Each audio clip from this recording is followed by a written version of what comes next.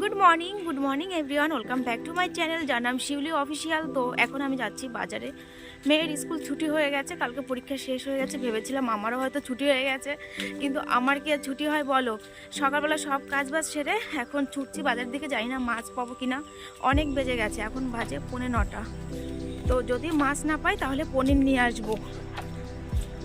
কষ্ট হয়ে গেছে ও। তো বন্ধুরা, ঠান্ডা কেমন পড়েছে বলো। আমাদের এখানে কিন্তু প্রচণ্ড ঠান্ডা পড়েছে।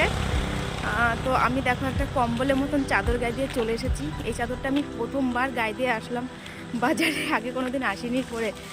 আজকে সানন্দাদের বাড়ি যাওয়ার কথা আছে, তো জানি না যাবো কি না। শরীরটা ভালো লাগছে না, কদিন এত দৌড়দৌড়ি করেছি মাম্মাকে নিয়ে, এই স্কুল ওই স্কুল করতে করতে আর ভালো লাগছে না। তো চলো বাজারে যাওয়া যাক। A few moments later.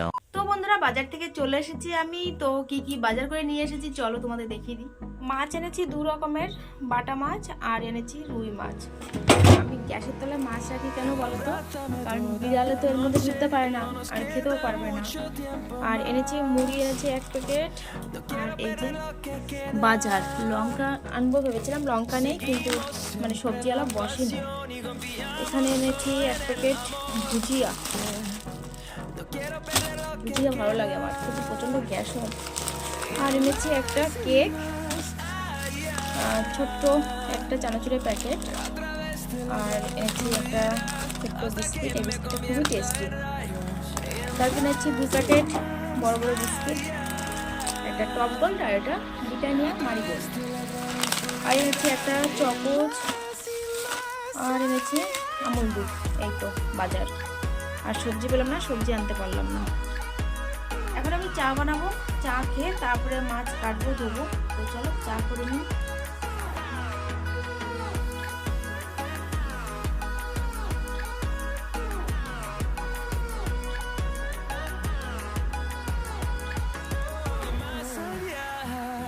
চা নিয়ে ছাদে চলে এসেছি আমরা। রোদ্দুর আছে কিন্তু প্রচন্ড হাওয়া। এই মাম্মা দেখো, গুড মর্নিং। ওর কোন ধরনের গুড মর্নিং বলা। তো চলো চা খেয়ে নিই।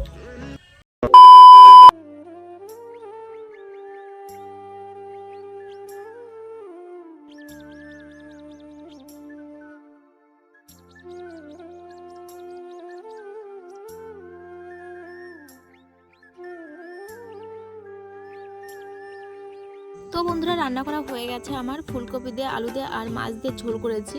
এখানে 2 রকমের মাছই দিয়েছি। বাটা মাছ মাম্মার জন্য দিয়েছি, কারণ মাম্মা রুই মাছ বেশি একটা পছন্দ করে না, তো তার জন্য দিয়েছি বাটা মাছ। এখানে দেখো মাছের তেল রয়েছে, অনেকটা তেল রয়েছে, জমে গেছে শীতে। মাম্মা মাছের তেল দিয়ে ভাতটা ভালোই খায়। তো ভাত বেড়ে নিয়েছি, এখন আমরা ভাত খাবো, চলো খেয়ে নিই। আজকে আমরা অনেক দিন পরে খাবো চালতে মাখা। তো আমি 2টো চালতে নিয়ে নিয়েছি। চালতেগুলো ভালো না, পোকা পোকা আছে, আর পোকা ছাড়া কোনো চালতেই নেই। নিচের যে চালতেগুলো পড়ে প্রত্যেকটা চালতেতেই পোকা থাকে। তো তারপরে দেখো আমি সুন্দরভাবে কেটে নিয়েছি। অনেকে না কাটার জন্য খেতে চায় না, আর এই থেতো করাটা তো প্রচণ্ড ঝামেলা, গায়েটাই একদম লেগে যায়।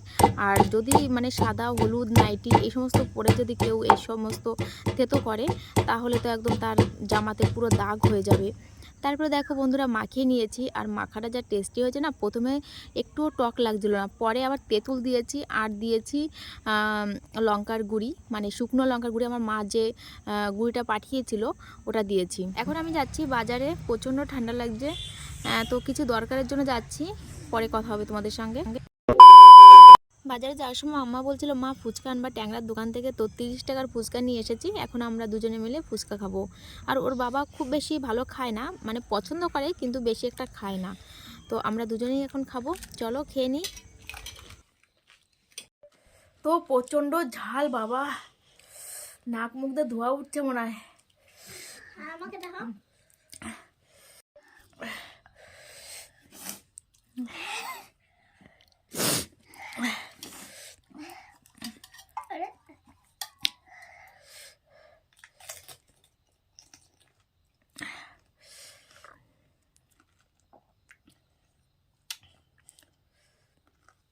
দেখো বন্ধুরা, আমার ঘরের অবস্থা কি, সারা ঘর ভরে এরকমভাবে মাশরুম উঠেছে। আগেরবার উঠেছিল কিন্তু এরকম হয়নি, এবারটা অবস্থা প্রচণ্ড খারাপ। গান ছাড়া নাচ হচ্ছে এখানে।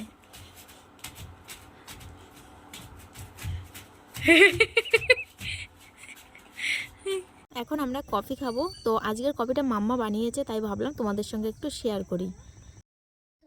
তো বন্ধুরা, আমাদের রাতের খাওয়া দাওয়া কমপ্লিট হয়ে গেছে, এখন ঘুমাবো, বিছানা করব। এই যে মাম্মা শুয়ে পড়েছে আর আমি খাচ্ছি এখন পাচক। এটা পাচক না, এই দেখো, জোয়ান। ওই তো আমি পাচক বলি, এই পড়িস না। এটা জোয়ান, জোয়ান লেখা আছে। খাওয়ার পরে মনে হয় কিছু একটা খাই। তো আগের বার একটা এনেছিল, সেটা খেয়ে তো আমার জিভ টুক চুলে গেছিলো। এবার এটা এনেছে, বেশি খাই না, এটা ভালো লাগে না অত।